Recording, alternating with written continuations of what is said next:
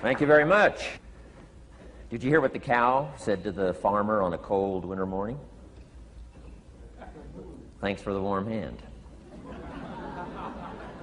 Anyway, it's going to get better, so don't panic on me. I start small. Nice to see all of you. How many of you have never seen me before? This is your first time? Oh, wow, most of you, okay. I keep thinking for sure I'm more famous than that, but, you know, that is the truth. I'm delighted to be here. Been looking forward to it for a long time. And it's nice to be back. You know, I was here not too long ago. It's nice to be invited back. It says something when you're invited back. It doesn't say everything, but it says something.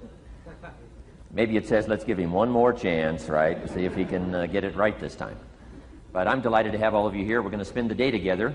I feel two major responsibilities, and I'm sure you can guess what those are. Number one is to make sure you get your money's worth, right? When you shell out your cash, especially these days, you want to make sure you get full value for the money you spent. And I know the tab for the seminar was not that much. Pretty modest fee to get in. Most of you are your tips for the week, right? So it wasn't that much. But I want you to be able to say when you walk out of here today, it was worth my money. But my biggest responsibility is to make sure you get your time's worth. And the reason I say that is because time is more valuable than money. In fact, you might start your notes with that. Time is more valuable than money. You can get more money, but unfortunately you can't get more time. If somebody asks you to spend your money, that's pretty easy, right? We live in America. We're wealthy. So the money's not the problem. But what if somebody asks you to spend a day, right? You got to think that over carefully. And I know you did. I wouldn't waste one of my days, not for anybody, not for anything. Once I understood how valuable they were, I don't waste any. But to make an investment like today of your money and your time, I appreciate that. Today's going to be costly for me. It's going to cost me one of my days to be here, right? And some money, of course. But, you know, I don't need the money. I take the money, but I don't need the money.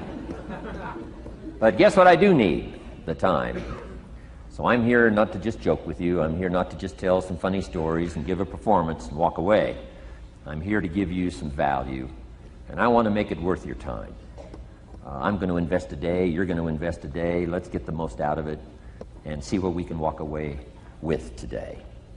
Anyway, for you that have not seen me before, just very briefly, let me just tell you my story. I grew up in Idaho, farm country, southwest corner of Idaho. In fact, my father still lives on the old homestead where I grew up. He'll be 89 his next birthday, still hasn't retired. I'm proud of my dad. He's never been ill. He's really something. I'm trying to get him to retire this year, 88. I'm telling my father, what a good year to retire when you're 88. And he says, hey, talk to me in 10 years, right? I might be ready. But anyway, I went to high school. I graduated. I went to college 1 year. Halfway through my second year of college, I decided I was smart enough, so I quit. One of my major mistakes. I should have stayed in school. But I thought, heck, you know, I'm smart enough to get a job. That's what life's all about, right? Get a job, pay your bills, work hard, stay out of trouble, keep your fingers crossed, hope for the best.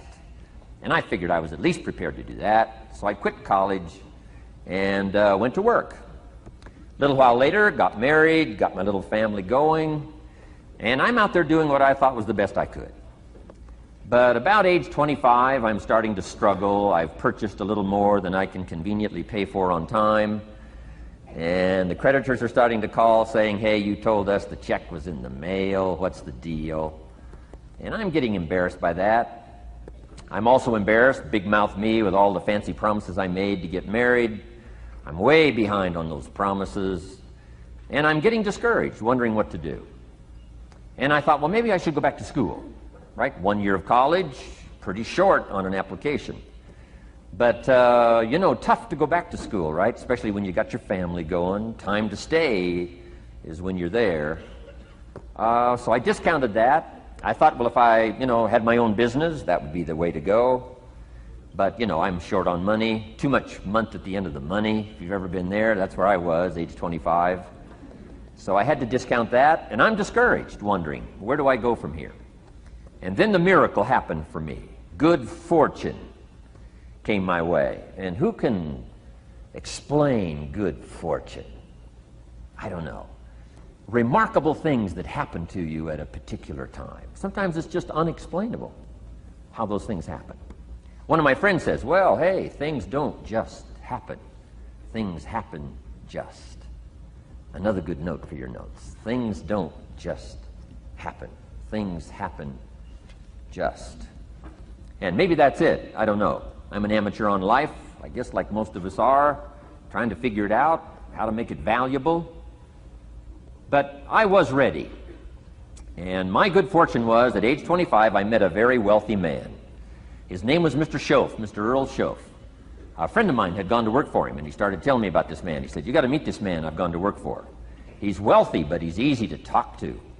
And he's got a unique philosophy of life. And the more he kept talking about this man, I thought, well, I've got to meet this man. So sure enough, shortly after that, I had a chance to meet this remarkable wealthy man, and I was impressed. He was wealthy. Sure enough, he was easy to talk to.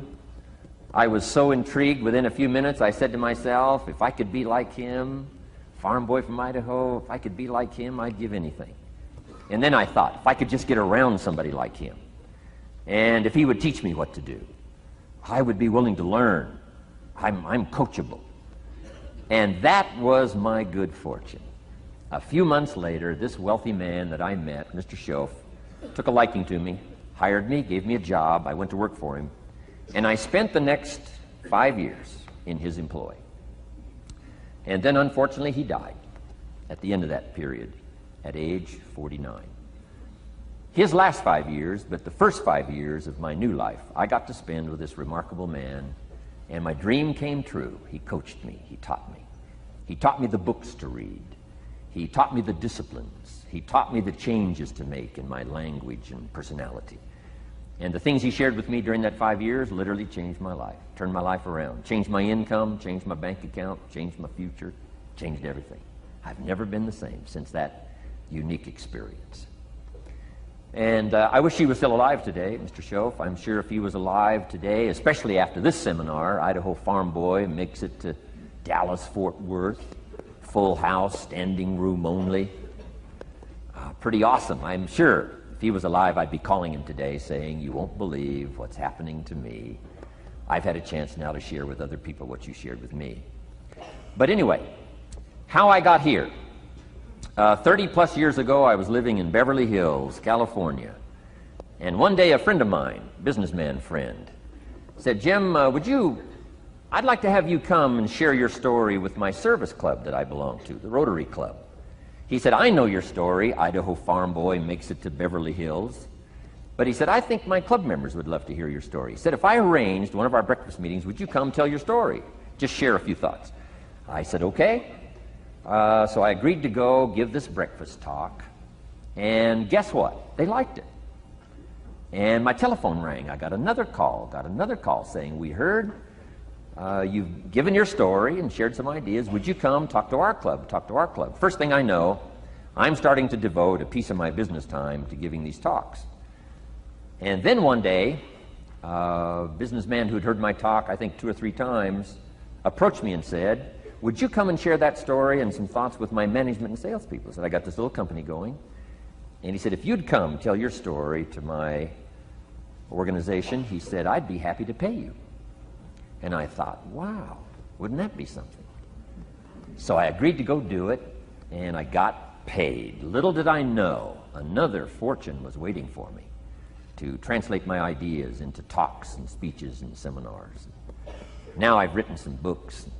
It's on cassette tape. Now I get to travel around the world. Last year I was in Japan and Israel, Spain, Mexico, Australia, New Zealand, France, Germany, Canada, and now Dallas-Fort Worth. So. Idaho farm boy gets to travel around the world and share his story, and here I am today. Anyway, it's almost too much for me to comprehend. From where I started, raised in obscurity, in a little small farm community, and now to be here today is pretty awesome for me. So anyway, that's just a little bit about my story. My story is probably more intriguing for me than it is for you, but I wanted to hear it again, so I thought I would just, bore you with it. Anyway, I don't ask you to be impressed today. I'm the one that's impressed from where I came from to have a chance. But that's the American dream, right? Come true. Chance to start from scratch, start from obscurity, start with pennies, start with nothing, and have a chance to transform your life, change your life, set your goals, and see what you can accomplish. So anyway, that's how I got here, and I'm just delighted that this day has arrived, and I truly want to make it valuable for you. Let's go to work. Here's what I hope you'll find out of this seminar today for your notes. Here's what I hope you'll find. Number one, sincerity. Above all else today, I hope you'll find me sincere.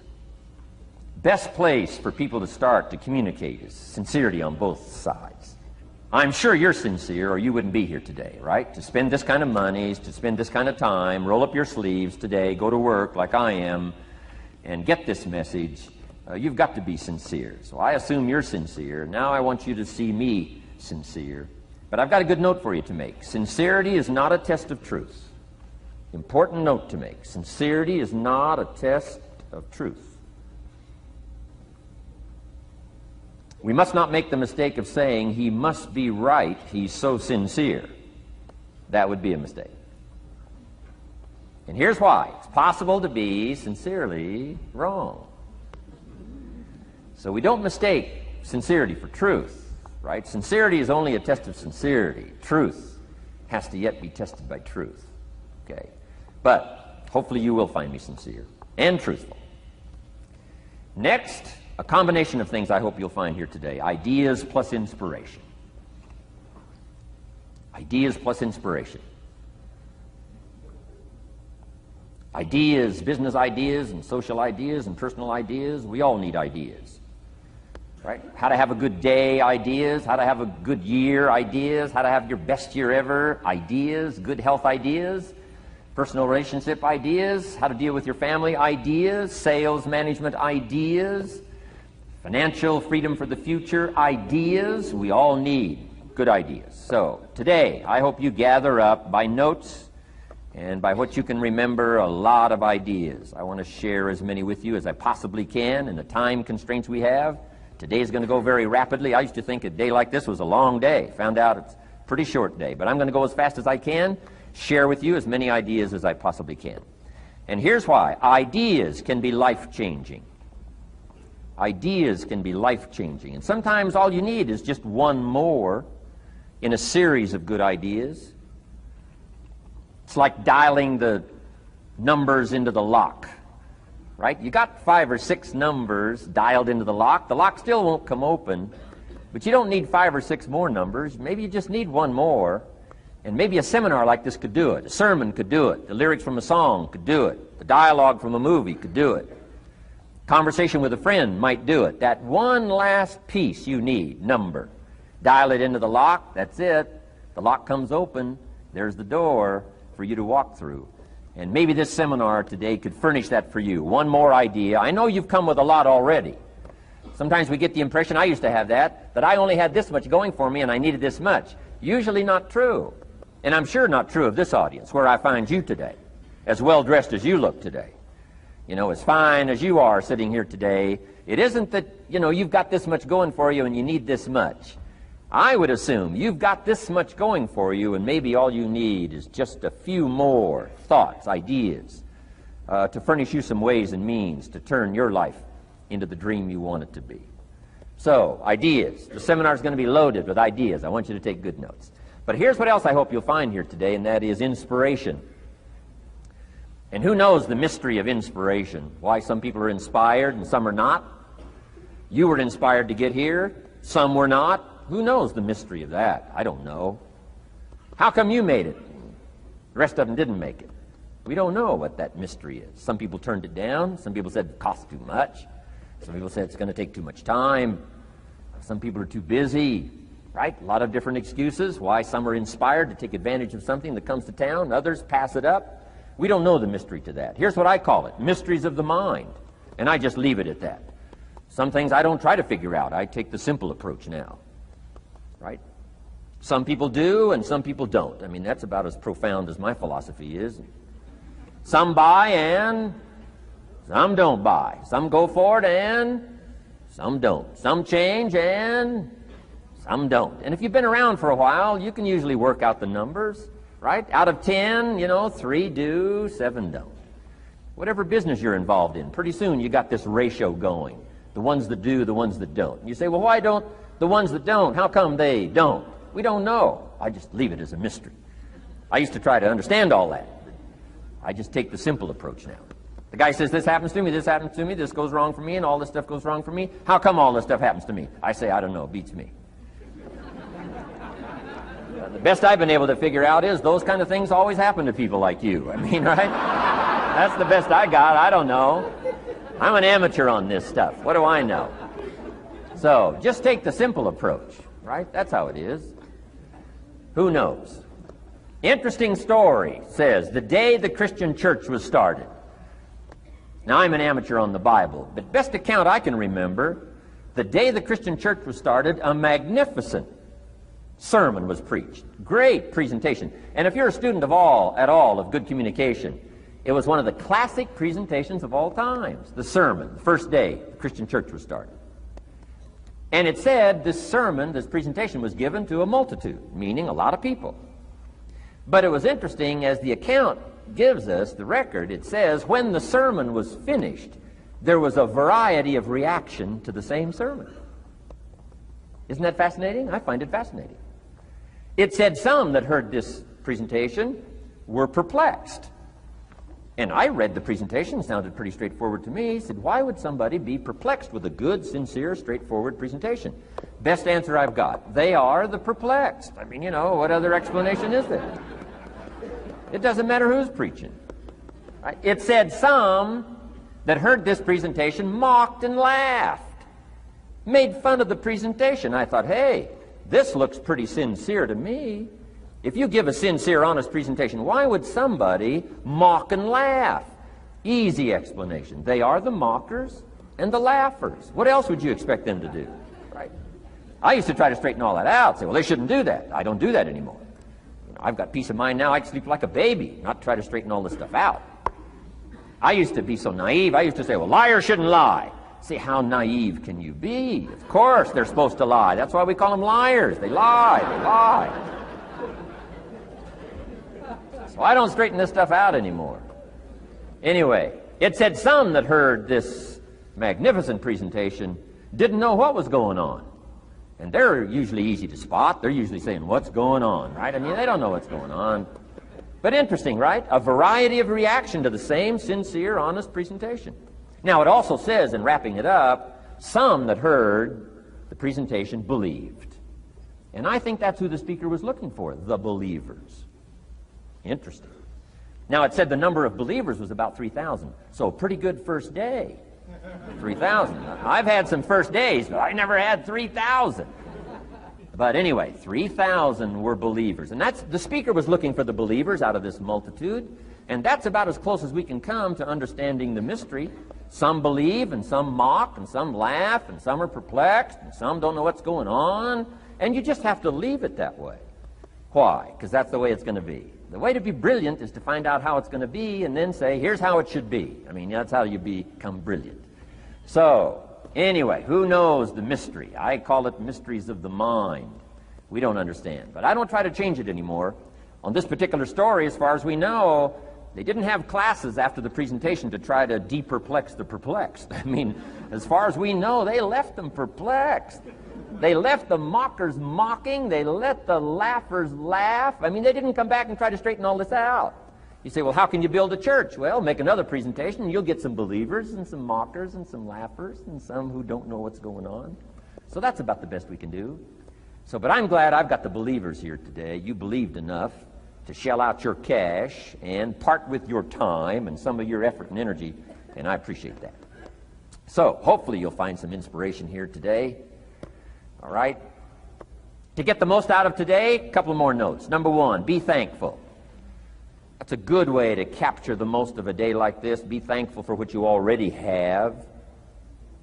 That shouldn't be any problem in America, being thankful. Everything we need is available in America. Everybody wants to come here, right? The last time I was here, that little presentation I gave, everybody wants to come here, America. People haven't plotted and schemed the last 40 years saying if I could just get to Poland, everything would be okay. No, everybody wants to come to America. Why? Everything's available here. All the books you need, all the sermons you need, all the churches you need, all the schools you need, all the instruction you need, all the inspiration you need, all the capital you need, all the markets you need, all the challenge you need, all the information you need, all the seminars you need. Everything's available here. This is America. So number one, let's be thankful for what we already have. Thanksgiving does this. Opens up the doors, opens up the windows, opens up the channels. Thanksgiving for what you already have. I did a seminar one weekend up at the ranch, up at Clear Lake. Got a lodge up there. Nice setting, high valley, high serenity ranch. For the weekend, Friday evening, Saturday, Sunday. People drove in from around California. I got there late Friday afternoon. Everybody had pretty well already gotten there. I couldn't believe the parking lot.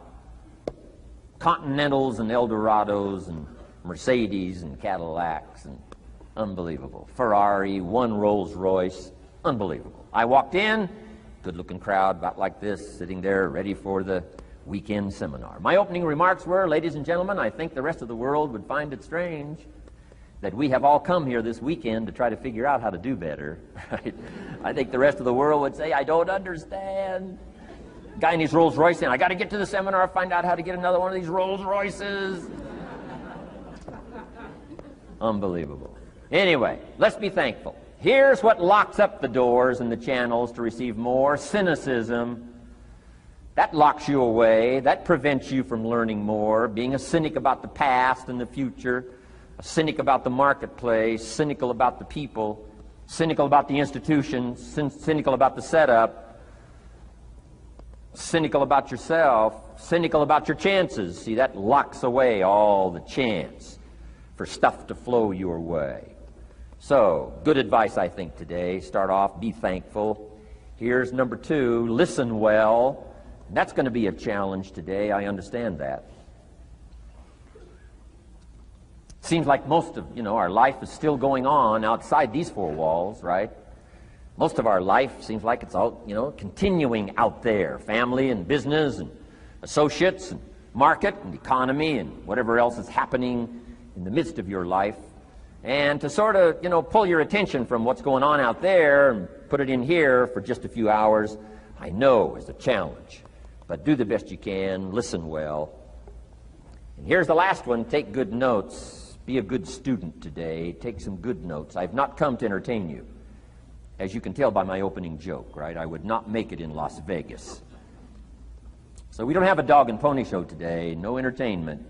But I do have some ideas. Take some good notes. Somebody showed me the other day notes that they took about 21 years ago, attending one of my seminars out in Los Angeles. He said, I still use these notes I took 21 years ago to help me in my business, relationship with my family. So I'd like to have these notes that you take today become that valuable for you. Then it would be worth me making the investment to come and spend a portion of my life, my time, my energy here. And I want this investment I'm making here today to pay off. And one of the ways it can pay off for me is for you to take good notes and then go away and use whatever makes sense. Because what I feast on coming back around is the stories out of this audience today. Sure enough, 6 weeks from now, 6 months from now, 6 years from now, somebody's going to, by phone, by letter, by personal contact, walk up to me and say, the things you shared that day got me thinking, and I started making some changes, and let me tell you what's happened to my business, let me tell you what's happened to my sales career, let me tell you what's happened to my relationship with my family. See, that'll make it worth it for me. Not the money, the return, something you can't buy with money. If somebody says, thank you for touching my life and taking the time to make the investment. And that's what I'm all about. So if you'll become a good student today. And here's the last note. Don't be a follower, be a student. You'll be happy to know today we haven't come seeking disciples. We've got no movement for you to join. I'm just here to share some of my experiences, good ideas, best I can. But I think that's good advice. Don't be a follower, be a student, right? Take advice but not orders.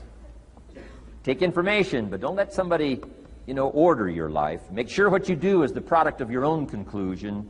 Excellent note to make. Make sure what you do is the product of your own conclusion. Not to do what someone else says. Take what someone else says, process it, think about it, ponder it. If it makes you wonder, if it makes you think, then it's valuable. Then when you go take action, make sure that the action is not what somebody told you to do. Make sure the action is the product of your own conclusion. If you'll follow just a little bit of those simple guidelines, I'm telling you, the learning process can be speedy, swift, powerful. Your learning curve can go up, and then applying it to your business, your life, your family, conversations, equities of all kinds. You'll find some progress like I did that first 5 years when I met a teacher willing to share with me, turned my life around. Progress I couldn't believe happened for me. Okay, let's get started. I want to review, I was here last time and we talked about the 5 major pieces to the life puzzle.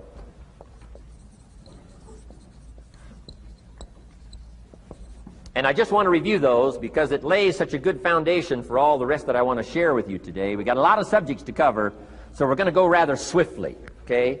Put on your mental track shoes here and run with me today, because I'm going to deal mostly in concepts. Expect you to, fill in a lot of the details, because I've got a lot to share. I want to get through it all. But let's lay this foundation again of the 5 major pieces. Happens to be the title of my latest book. But I think it is so valuable in laying a foundation. It's some of the things I learned between ages 25 and 30. The teacher who taught me so well. He dealt in these fundamentals, we call these fundamentals. We call these basics. Basics for sports, fundamentals for sports, fundamentals for your business, fundamentals for the way you deal with your family, a few simple things. Few basic things that if you practice every day can make all the difference in the world, how it works out. I boiled it down to 5 major pieces to the life puzzle. Let's just review those. Number 1 is philosophy. Philosophy, as I taught the last time I was here, philosophy, in my personal opinion, is the major determining factor in how your life works out. Philosophy, the major determining factor in how your life works out. Philosophy. To form our philosophy, you got to think. You got to use your mind. You got to process ideas. And this whole process over a lifetime, starting way back here when we were children, schools that we've attended, our parents, our experiences, all this stuff that we've processed by the thinking process helps to develop our philosophy. And in my opinion, each person's personal philosophy is the major factor in how your life works out. Here's what I called it in that last presentation when I was here. It's called the set of the sail. Each person's personal philosophy is like the set of the sail. Now, I used to think it was circumstances that ordered my life. If someone would have asked me at age 25, Mr. Rohn, how come you're not doing well? Pennies in your pocket, creditors calling, nothing in the bank, behind on your promises to your family, you live in America, 25 years old, got a beautiful family, every reason to do well, and things are not going that well for you. What is wrong here? It would not have occurred to me to blame my philosophy. I mean, it would not have occurred to me. Saying, well, I got this lousy philosophy, and that's how come I got pennies in my pocket and nothing in the bank, and things aren't working well. That would not have occurred to me. I found it much easier to blame the government. Much easier to blame the tax problem. I used to say taxes are too high. Top tax rate when I first started paying taxes, 91%. Back then, when your income reached a certain level, all your income over that, 91%. So I used to say that's too high. Now the top tax rate's about 33%. But people are still saying what? Taxes are too. See, but you can't use that anymore. If it's gone from 91 to 33, how could it be too high? Come on. I threw all that old excuse stuff away. Some people found it, though, and they're using it these days. My old list. I used to blame the traffic, the weather, used to blame circumstances, right? People say I'm too tall, I'm too short, I'm too old, I was raised in obscurity, raised on a farm, parents of modest means, all the stuff. If you were to ask me, how come you find yourself here, Mr. Rohn, age 25, living in America, land of abundance and opportunity, pennies, zero in the bank, not doing well, creditors calling, it would not have occurred to me to blame my philosophy. I found it easier to blame the company policy. I used to say, if this is all they pay, how do they expect you to do well? So I figured that, my future was going to be tied to what everybody else was arranging, the economy and, interest rates. I used to say things cost too much. That was my whole explanation, not my philosophy, until my teacher taught me better that this is where the problem was, my own personal philosophy. Here's what's exciting about each person's personal philosophy. That's what makes us different than dogs and animals and birds and cats and spiders and alligators. That's what makes us different than all other life forms. The ability to think, the ability to use your mind, the ability to process ideas, and not just operate by instinct. In the winter, I'm telling you, the goose can only fly south. What if south doesn't look too good? Tough luck. It can only fly south. But see, human beings are not like a goose, can only fly south. I mean, you can turn around, go north, you can go east, you can go west, you can order the entire process of your own life. And we do that by the way we think. We do that by exercising our mind. We do that by processing ideas and come up with a better philosophy, a better strategy for our life, goals for the future, okay? Plans to achieve those goals. All this comes from developing our philosophy. Philosophy helps us to process what's available. Well, when we get here, we got seed, and we got soil, and we got some rain, and we've got some what? Sunshine, and we've got some seasons, and what? The miracle of life. Now, the key is, what do you do with all this stuff? How do you turn all this stuff that's available here into equity, and promise, and lifestyle, and dreams, and future possibilities? All of this that's possible now with human beings, how do you take all this stuff and turn it into this equities and values? Well, it starts with philosophy. What is the seed? What is the soil? What is the sunshine? What is the rain? Is it possible to take some of each of all the stuff that's available and turn it into food, and turn it into value, and turn it into nourishment, and turn it into something spectacular and unique that no other life form can do? And the answer is yes. But you cannot deal with all this stuff and what to do with it unless you start refining your philosophy. Think, use your mind, come up with ideas, and strengthen your philosophy. So the seed and the soil and the rain and the sunshine, this is called, the economy and the banks and the money and the schools and everything that's available out there, processing information, what to do with all that, and turn it into equity and value. That is the major challenge of life, my personal opinion. So each person's personal philosophy now is going to determine what you're going to do with seed and soil and sunshine and rain and miracle, the change of seasons. That's it. My personal opinion. Each person's personal philosophy is like the set of the sail. That's what this seminar is for today. Help you to trim a better sail. You don't need a better economy. You don't need better seed and soil. In fact, when it comes to seed and soil and rain and sunshine and seasons and the miracle of life, that's all you got. Now, what if you blame this stuff? Then you're blaming all you got.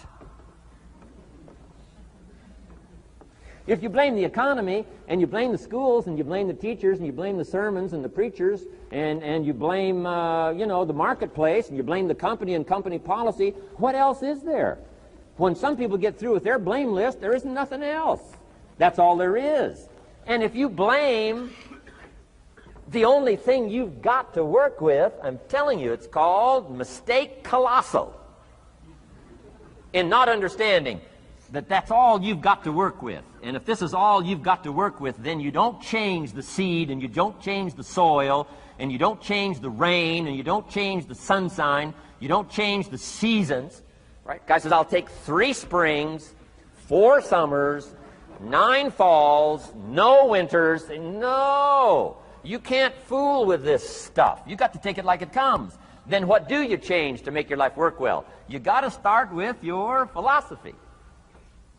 Guess what I had to do at age 25 in order to change my own future? I had to change my mind. I had to change my thinking. I had to change my philosophy. I was messed up on what was causing my problem. And once I got that straightened out, that all the stuff I blamed, the government and taxes and the marketplace and the economy and things cost too much, negative relatives, cynical neighbors, once I got rid of that and started going for where the real problem was, which was me, I'm telling you, my life exploded into change. My bank account changed immediately. My income changed immediately. My whole life took on a whole new look and color immediately. And the early results I got from making these philosophical changes tasted so good, I've never stopped the process from that day until this. And I'm telling you, with a little consideration of the refinement of your sail, by setting a better sail, refining your philosophy, your whole life can start to change from today on. You don't have to wait till tomorrow. You don't have to wait till next month. You don't have to wait till spring. You don't have to wait till 93. You can start this whole process immediately. I recommend it. Now, some people do so little thinking, they don't even have their sail up. I mean, you can imagine where they're going to wind up at the end of this week, at the end of this month, at the end of this year. Now's the chance to change, process all this information. So number one is philosophy. Okay. And we dealt with all that, where we get ideas from personal experience, from other people's experiences. I don't want to get into all those details because we covered that the last time I was here. But philosophy, that's number one, my personal opinion. Each person's personal philosophy. Here's the definition of success and failure. Just make this note. Here's failure. A few errors in judgment, repeated every day. Now, you can automatically assume, Mr. Rohn, I say, I can understand that. A few errors in judgment repeated every day. For 6 years?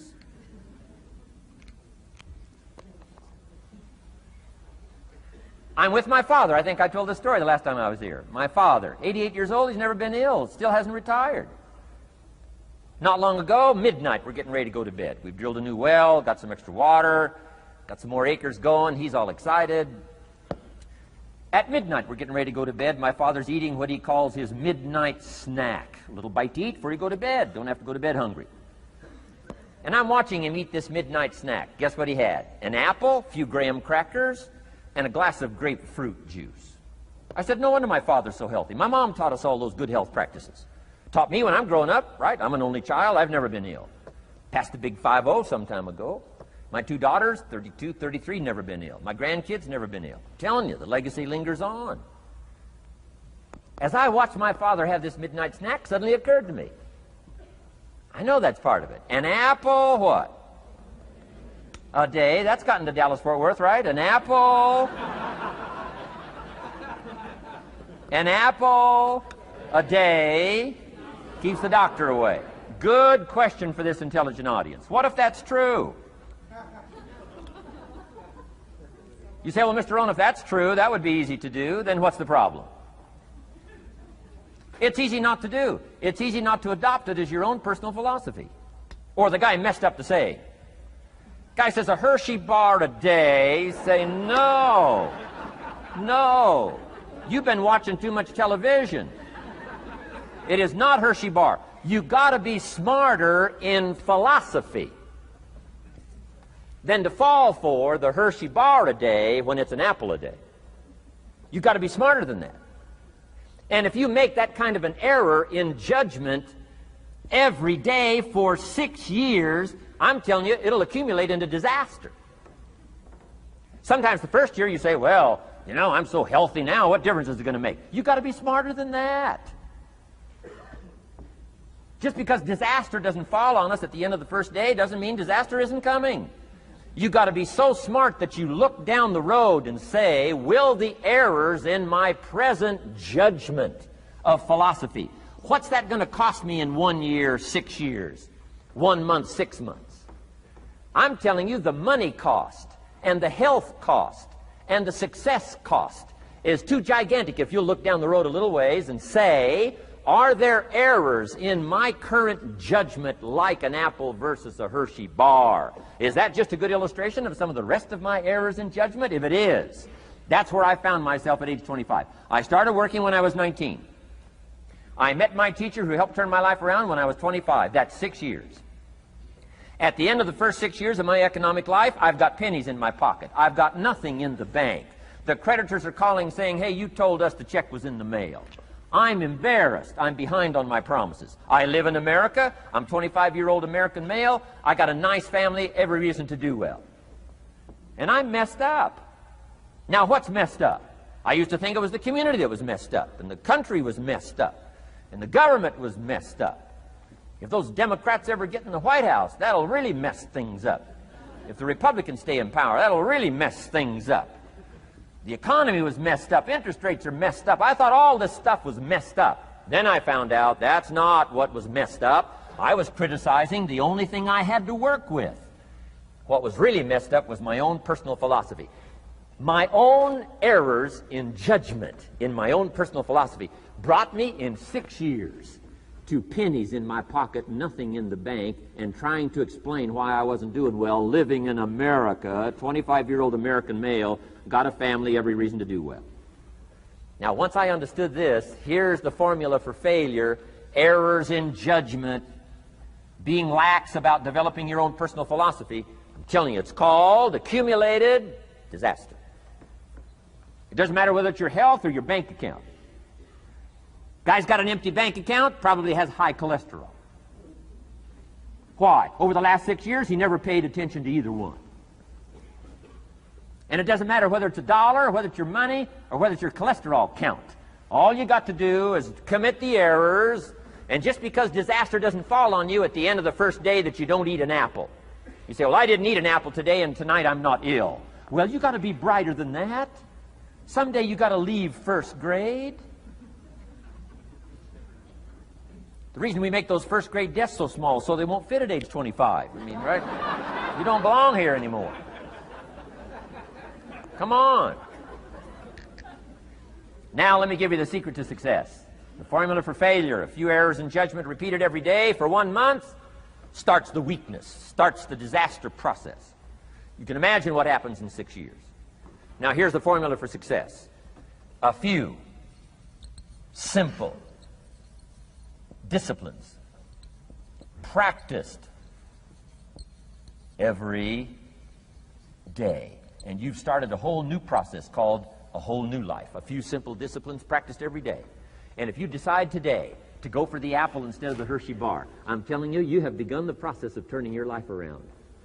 And if you keep up that process, not only with your health habits, but with your money habits and with your communication habits, with your sales habits and management habits and every other habit that you've got, if you'll start that process, eliminate the errors and replace it with disciplines practiced, I'm telling you, you can start this process of life change immediately.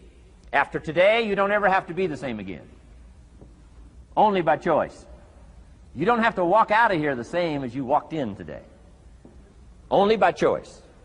You can start a whole new process. And you say, well, Mr. Rohn, is it that simple? Yes, it's that simple. Where else would you start but with an apple?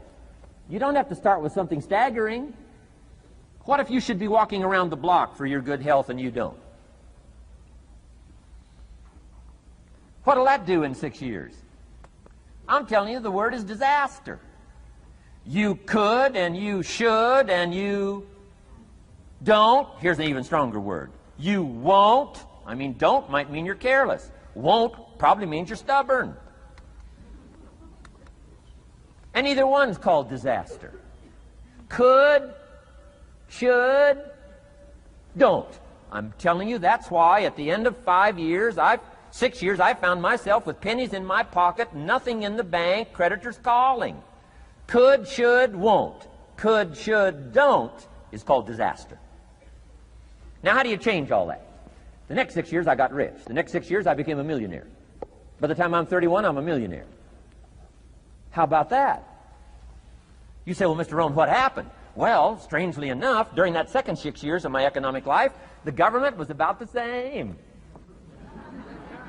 I'm telling you, taxes were about the same. My negative relatives were the same. I'm telling you, the economy was about the same, and prices were about the same, and everything else was about the same.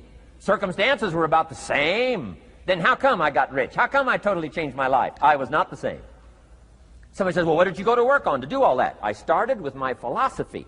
I started amending my errors by doing some better thinking, changing my mind, coming up with ideas that I didn't have before I met my teacher. And once that whole process started for me, I'm telling you, I changed my whole life. Within a 6-year period, I was never the same. And I've kept up that process all these years. One of the reasons why I'm here is to continue my craft. I don't want the day to come someday somebody says, you should have heard Jim Rohn 10 years ago when he was really terrific. Guess what I want people to say? I heard him 10 years ago, but you should hear him now. I'm telling you the man works on his craft. I'm telling you the man's done some extra reading. I'm telling you the man doesn't miss a trick. I'm telling you he's worked hard on himself. That's why he's able to deliver like he does. The same thing can happen for you as a teenager. It can happen to you as a mother, as a father, as a business person, as a salesperson, running a business. Doesn't matter. Management, wherever you find yourself. This is the process called personal change. And what I say to start with is start with your own philosophy.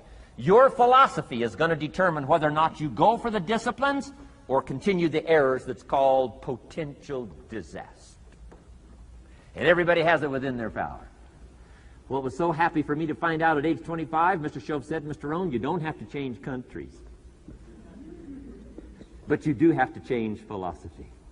And if you'll change philosophy, not country, you can turn around your income, you can turn around your bank account, you can turn around your skills, you can become capable, powerful, sophisticated, healthy, influential, all the other equities that you could possibly want out of your life, using the only stuff there is and not trying to change any of this stuff. Appreciate all of this stuff with all of its ups and downs, with all of its mystery of why it works and sometimes it doesn't work. Don't challenge this. You don't have to ask for another planet. You don't have to ask for another country. Just ask for another book. Ask for another seminar. Ask for another idea. And you can start this whole process of personal life change. Now, I could spend the whole day on philosophy, because that's where it is. If I could get you intrigued with that enough to study it, enough to ponder it, to where you would pick up the commitment like I did and say, hey, as simple as an apple a day, as simple as a walk around the block, why not start right there? If you don't start there, where else are you going to start? Might as well start where it's easy, and then go to the more complicated disciplines. Because if you can't handle the simple disciplines, how can you handle the complicated ones? Okay. Key. Philosophy. Here's number 2. I got to give these now very quickly because I got too much to cover here to linger too long. Number 1, we're affected by philosophy. First major of the 5 major pieces. Number 2 is attitude. We're affected by how we feel. First, we're affected by what we know and the decisions we make. Second, we're affected by attitude, how we feel. And I gave that quick list. Let me give it to you. It's how you feel about the past. You've got to have a good attitude about the past. Use it as a school, not a club. Don't beat yourself to death with your past. Faults, failures, losses. Let the past be a school. Harsh school maybe. What else is new? Let the past be a school master to teach you. Not to threaten you, but to teach you. Okay. Next, it's how you feel about the future. Set your goals. We'll talk a little bit about that before we finish today. Goal setting. The promise of the future is an awesome force to affect your life every day. Without a future well designed, we take hesitant steps. And all you have to have is hesitant steps for 6 years. You'll be timid, driven into a corner, not boldly willing to go and take your portion, take your share. Okay? Next, it's how you feel about everybody else. Got to have a good attitude about everybody else, because it takes everybody else to make a market. One person doesn't make a family. One person doesn't make a business. One person doesn't make a corporation. One person doesn't make a community. One person doesn't make a nation. It takes all of us to make a dynamic economy, a nation second to none. It takes all of us to make the churches and make the economy run. It takes all of us to make the possibilities. All the gifts that have flowed in here the last 200 years, unprecedented in 6,500 years of recorded history. There's been nothing like it. The ethnic streams that have flowed in here brought their gifts, brought their talent, brought their skills, brought their inventions, brought their work ethic. All of it mixed together is called America. Been nothing like it in 6,500 years. And to miss the value of it by some, warped attitude about it, I'm telling you, you've missed it all. And if you have an appreciation for it all, you'll draw from it. And if you draw from all the gifts that have been blended together here for 200 years now for your value and benefit, think of what you can do for your days, for your business, for your conversation, for your equities. You can transform it to an incredible degree. And here's the last one. It's how you feel about yourself. Understanding self-worth is the beginning of progress. Self-worth should be easy. If one of us can do it, all of us can do it. If anybody can think it, we all can think it. I can read, you can read. I can understand, you can understand. From where I came from, the few simple things I did and tried revolutionized my life in 5 years. There isn't anybody here that can't do it. Change from pennies to fortune. Change from nothing to something. Change from broke to rich. Anybody in this room can do it. If any of us can do it, we all can do it. That's the kind of value you should place on yourself. If Jim Rohn can understand it, I can understand it. If he can read, I can read. If he can find it, I can find it. If he can change, I can change. If he can get it done, I can get it done. That's the attitude about yourself. So valuable. Okay? Now, in transforming our lives, we don't start with attitude. We don't start with the inspiration here. We start with education. Somebody says, well, I expected you just come get motivated today. Well, that probably won't do it. Somebody says, by now we should be standing on the chairs, waving a flag, singing the old gray mare. Get going here.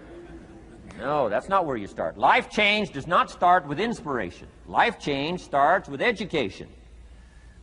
You've got to be educated to the point of where you might have messed up. My teacher put it in blunt, simple language. He only went to the 9th grade in school, so he put it in simple language I could understand. He said, Mr. Rohn, after 6 years living in America, healthy American male, 25 years old, been working 6 years, 1 year of college, pennies in your pocket, nothing in the bank, behind on your promises. Shoaff said, I just got one simple explanation for that. You've messed up. Now, I could understand that kind of language. Substitute a Hershey bar for an apple means you've messed up. Should walk around the block, could walk around the block, won't walk around the block. You have messed up. And all you got to go is write down through the list. Don't need some teacher to come by and tell you. Be your own best teacher saying, hey, let me make a list of some places I've messed up. Because if I let this down, that probably affects the rest. And the answer is, that's true. So we don't start with inspiration. We start with education. Somebody says, well, just motivate this guy. He'll be all right. Just motivate him. Get him turned on. Probably not. If a guy's an idiot, you motivate him. Now you got a motivated idiot. No, he won't be all right. So we start with education. What's the first education? If it isn't going well and you live in America, you have messed up. You don't need to change countries. You say, well, the country's messed up. That's like cursing the soil and cursing the seed and the sunshine and the rain, which is all you got. Don't curse all you got. When you get your own planet, you can rearrange this whole deal. But this one, you got to take like it comes. So number 2 was attitude. Here was number 3, activity. This is the work part, the labor part. Taking action. And the activity is the miracle working piece. A miracle being something we don't quite understand how it works. Doesn't mean it doesn't work. It means we just don't quite understand how it works. Miracles work. God says. Now, I'm an amateur on God, but here's my best analysis. God says, if you'll plant the seed, I'll make the tree. Now, that's a good arrangement. Number 1, gives God the tough end of the deal. What if you had to make the tree? That'd keep you up late at night trying to figure out, how do you make a tree? Say, no, I'm telling you, the mystery and the miracle of this stuff has already been set up. God says, I got the miracle going, I got the seasons going, I got some sunshine and some rain, and I'm God, but the way I've arranged that, I just need somebody to plant the seed, not chant. In California, they're trying to chant to get this stuff done. Forget this California stuff. You don't have to rub a crystal and sleep under a pyramid. This stuff's too easy. Getting rich is too easy. Changing your life is too easy. Forget all that. Right? Massive bombard, affirmation, forget all that. My opinion. Ocean waves and seagulls? Come on, this stuff's too simple. Just simple, easy stuff. But if you neglect it, that's how it piles up year after year, if you're willing to straighten it out. And here's one of the keys. It's called activity. It's called disciplines. Turning wisdom from your philosophy and inspiration, the strengthening of attitude and faith and courage, commitment, and all this stuff that comes from attitude. If you're willing to take these two qualities, philosophy and attitude, and invest it into activity, you can have a miracle. Anything short of that, no miracle. Wisdom doesn't perform a miracle. Attitude doesn't perform a miracle. The only thing that performs a miracle of increase called equity is called putting wisdom and attitude into discipline, into labor. And this labor now can perform a miracle. And here's the two parts to the labor. One, do what you can. Number two, do the best you can. Can't give you better advice than that. Number one, do what you can. You just got to go home and make a list after today. And here's the question to ask as you make this personal list. What am I not doing that would be easy to do? That could greatly change my health, my wealth? What am I not doing I'm neglecting that would be easy to do? Just go home and answer that question personally. You don't have to put the answers on a public bulletin board. This is just all personal stuff. From the walk around the block to the apple to what to do with your money, which we're going to cover today. What does a child do with $1? We're going to cover that today. Errors in judgment, disaster. Few simple disciplines, wealth beyond imagination. And if you'll pick up the activity part, the miracle working part, plant the seed part, take care of your part. The soil will take care of its part, and the seed will take care of its part. The seasons will take care of their part. The miracle will take care of its part. If you'll take care of your part, called putting it into activity, action. Works miracles. 2,000 years ago, on April 13th, one of Jesus' disciples. Now again, I'm an amateur on the Bible, but best as I can remember it, one of Jesus' disciples said to Jesus, "It's time to pay our taxes and we don't have any money." That's how come I know it was about April 13th.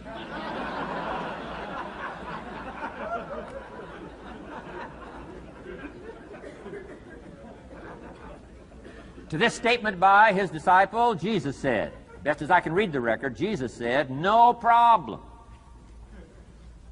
Now, why could he say no problem? Well, word has it, he was a miracle worker.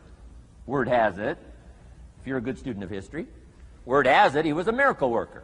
If you handed a problem to a miracle worker, what would he be inclined to say? No problem. You got to hang out with folks like that. I belong to a small group like that. We do business around the world. You hand these guys a problem, they say no problem. What? How many books would they read to solve it? Many as it takes. How early would they get up? Early as it takes. How much information would they gather? Much as they needed. So it's what? No problem. You got to hang out with folks like that. Jesus said this will be no problem, the tax thing. He said to his disciple, it's simple. Go fishing. Wow.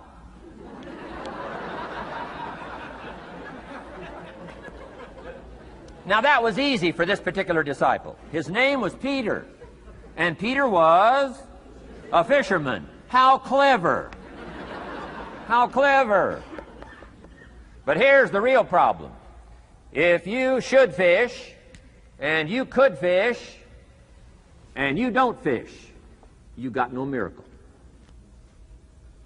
You could change, you should change, you won't change. That's called accumulated disaster. In 6 years, you'll be explaining instead of celebrating. Having some ragged list like I had, reasons for not doing well, pennies in my pocket. Could, should, don't, disaster. And if you'll just start the process of change, could, should, and will, you can start this whole process. And if you will, then put it into action. The miracle belongs to you. Jesus said to his disciple, it'll be simple. Go fishing, and the first fish you catch, look in his mouth. Peter said, okay. He was used to strange things happening in this relationship. Peter goes fishing, catches the first fish, looks in his mouth. Guess what's in the fish's mouth? Coins. Peter says, wow, coins. Starts counting the value of these coins, and when he adds it up, guess how much it added up to? Exactly enough money to pay his taxes and Jesus' taxes. Which gives you Jesus' position on taxes.